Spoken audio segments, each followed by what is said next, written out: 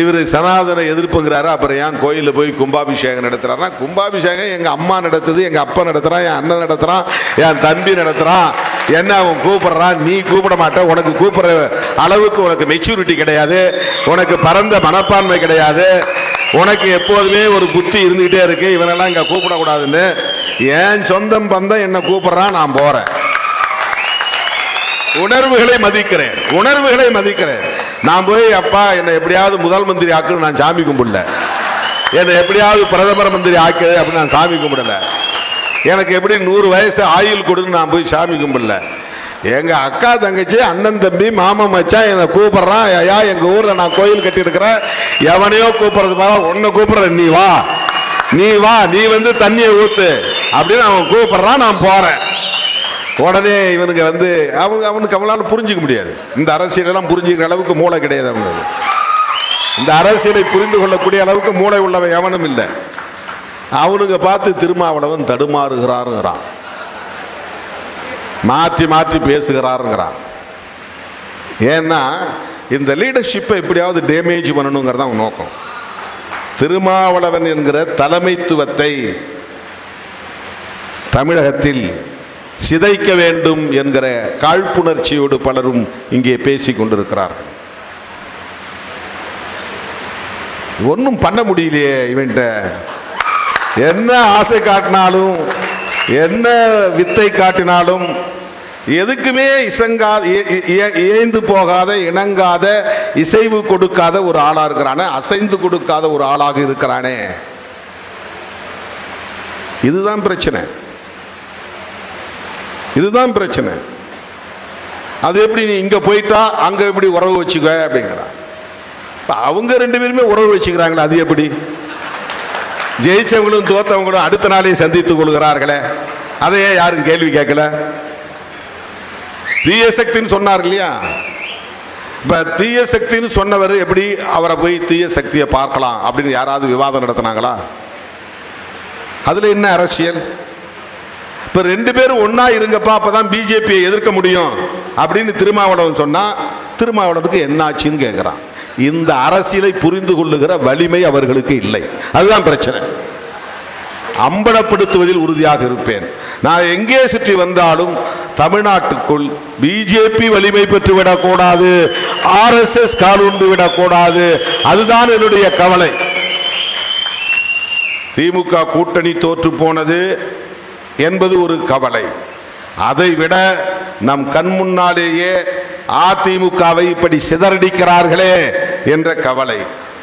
திமுக மறுபடியும் ஆட்சிக்கு வரும் சூழல் தமிழ்நாட்டில் இருக்கிறதா என்ற கவலை. இந்த கவலையில உனக்கு ஏன் அப்படின்னு கேட்கலாம். கரெக்ட் தான் கேள்வி.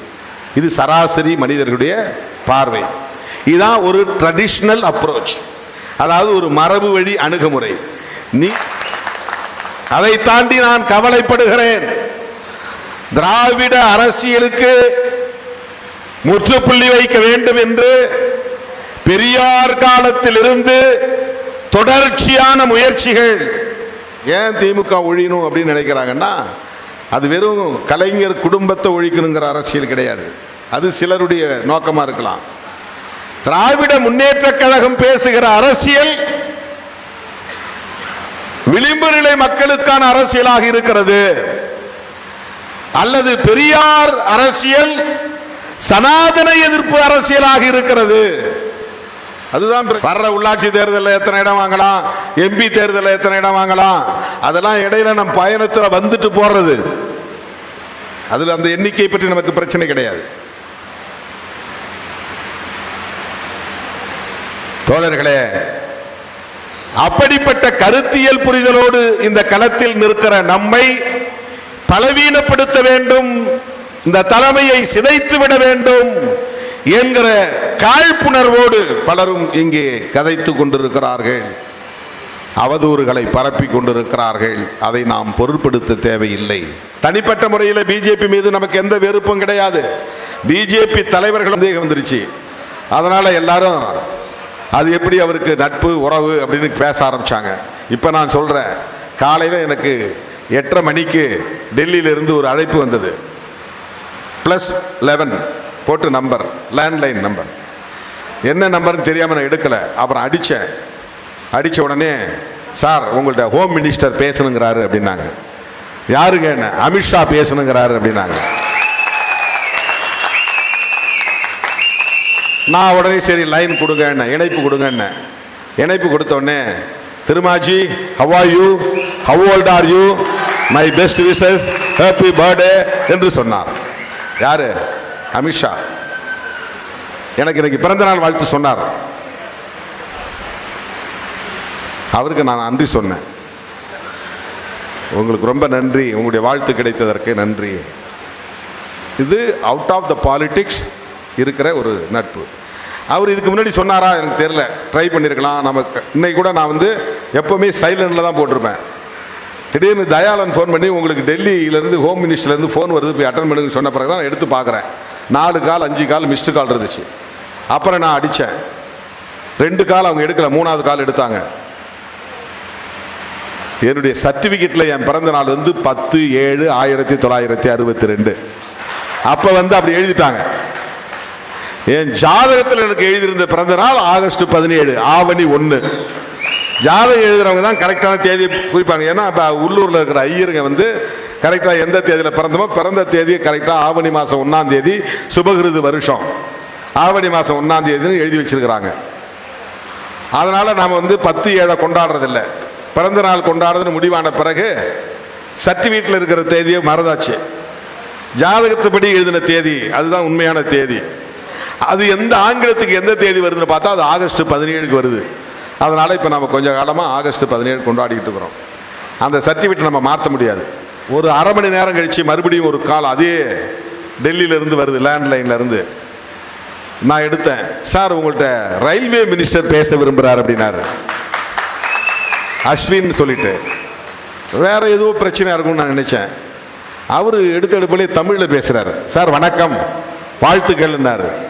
எனக்கு குழம்பி போச்சு. சார் நீங்கள் அப்படின்னு நான் இங்கிலீஷில் கேட்டேன். உடனே அவர் சொன்னார், சார் நான் ரயில்வே மினிஸ்டர் தான் பேசுகிறேன், எனக்கு தமிழ் தெரியும் சார், நான் கொஞ்ச நாள் அங்கே இருந்தேன் அப்படின்ட்டு அவர் இங்கிலீஷ்லேயே வாழ்த்து சொன்னார். அவர் பிஜேபிக்காரர் தான். வீடு தேடி வந்து எனக்கு பத்திரிக்கை வச்சார். அவர் இல்லை திருமண நிகழ்ச்சிக்கு. அந்த கல்யாணத்துக்கு நான் போயிட்டு வந்தேன்.